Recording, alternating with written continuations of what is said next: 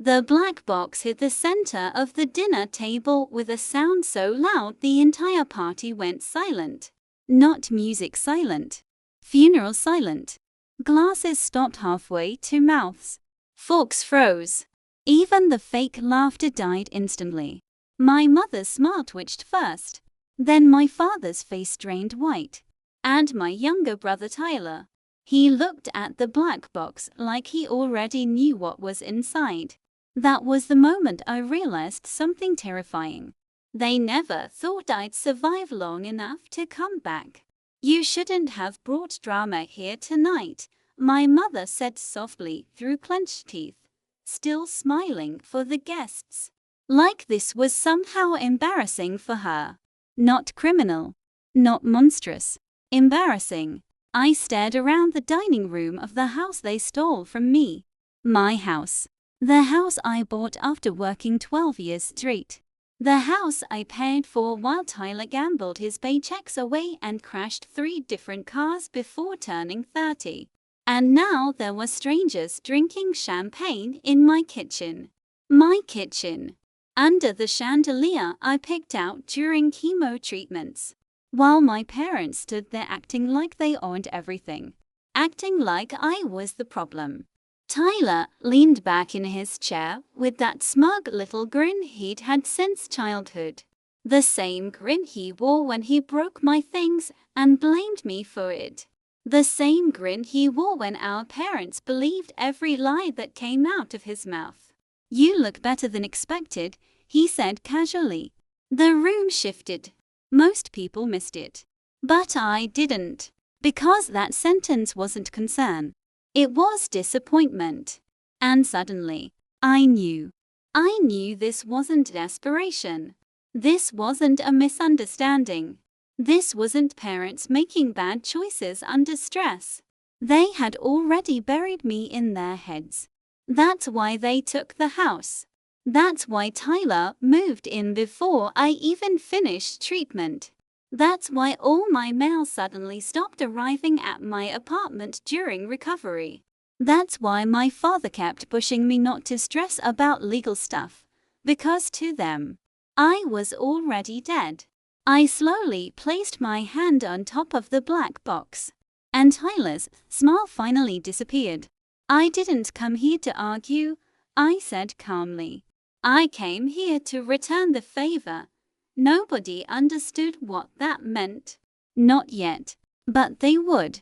Oh, they would. And before the night ended, every single person in that room was going to find out exactly what kind of family the Carters really were. 8 months earlier. Cancer strips things away from you one piece at a time. First your energy. Then your appetite. Then your privacy. Then eventually, your dignity. By the 3rd round of chemotherapy, I stopped recognizing myself in mirrors. I looked hollow. Not sick. Haunted. And the worst part, I was alone most of the time. Not technically alone. People texted. People sent flowers. People posted fake inspirational comments online. But when you're vomiting into a hospital sink at 8 a.m. with bloodshot eyes and trembling hands, you learn very quickly who actually loves you. My parents visited twice during my treatments. Twice. Tyler never came at all. But somehow, every conversation still became about him. Tyler's under a lot of stress right now. Tyler's trying to get his life together. Tyler feels bad seeing you like this. Tyler. I used to think parents naturally protected the weakest child. Then I realized something darker. Some parents protect the child who manipulates them best. And Tyler had spent his entire life mastering it. When we were kids, he'd steal money from my room, then cry until Mom blamed me for tempting him.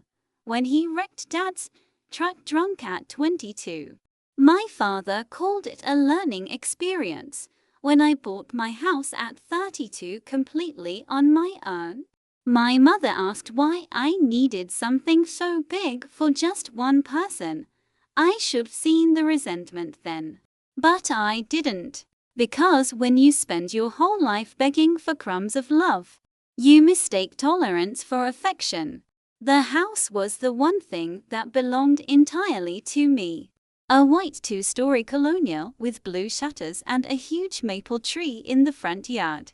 Nothing extravagant, but every inch of it represented survival. I worked overtime for years to buy it. Skipped vacations. Skipped relationships. Skipped life.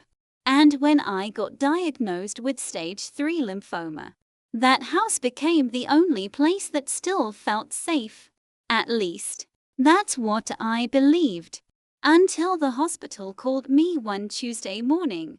Miss Carter, we need updated insurance authorization forms. I frowned. I already signed those. Our records show ownership documentation changed last month. I sat upright immediately. What ownership documentation? Silence. Keyboard clicking. Then, the property-linked insurance records now list Richard Carter, my father. I actually laughed at first. Not because it was funny. Because my brain refused to process it. There's some mistake, I whispered. But deep down, my stomach already knew. I called my father immediately. No answer. Called my mother. Straight to voicemail. Then Tyler texted me. Not a call. A text. Dad's busy RN. Don't stress yourself out. Don't stress yourself out.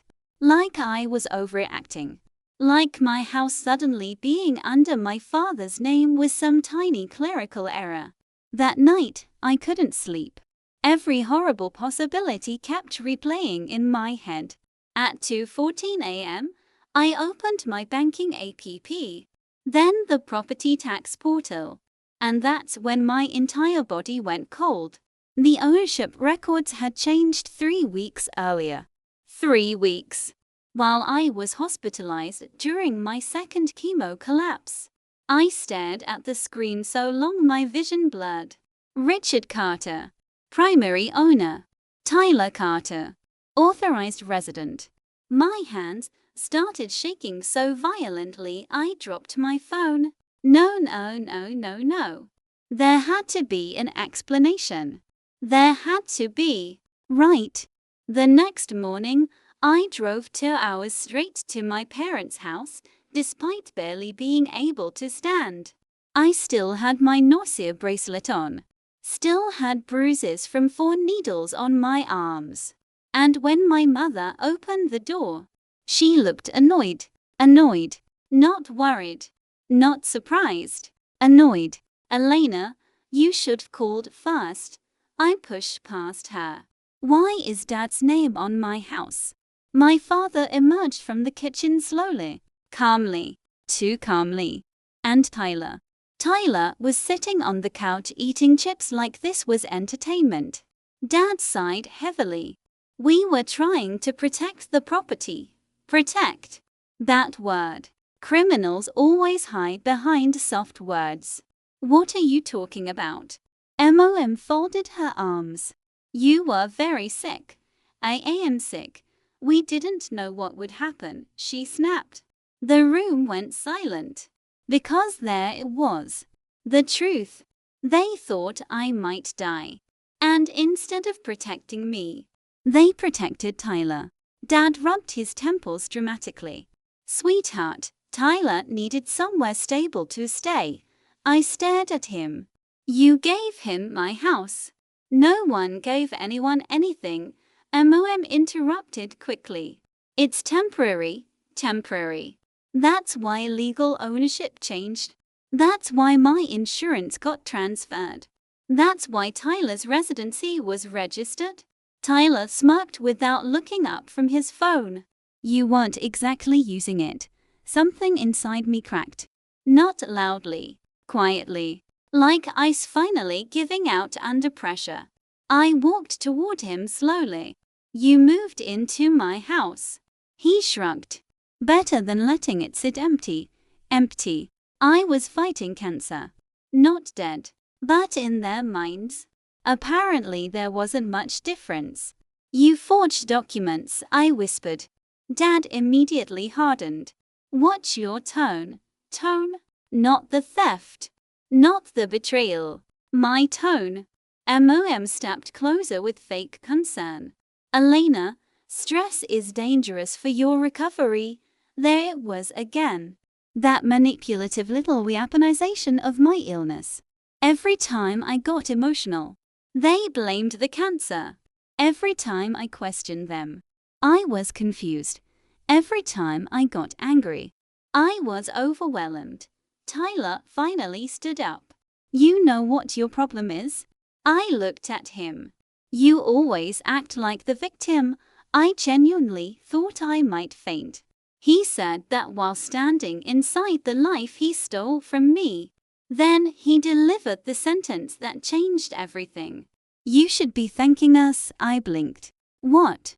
If you died, the bank would destroy the place in probate. Dad stabilized everything. My father looked away. Didn't deny it. Didn't stop him. And suddenly I realized. This wasn't Tyler's idea alone. My parents helped him. Knowingly. Deliberately. Carefully. While I was attached to chemotherapy machines. They were transferring my house behind my back. I backed toward the door slowly. My chest hurt. Not emotionally. Physically. Like my body literally couldn't survive another betrayal.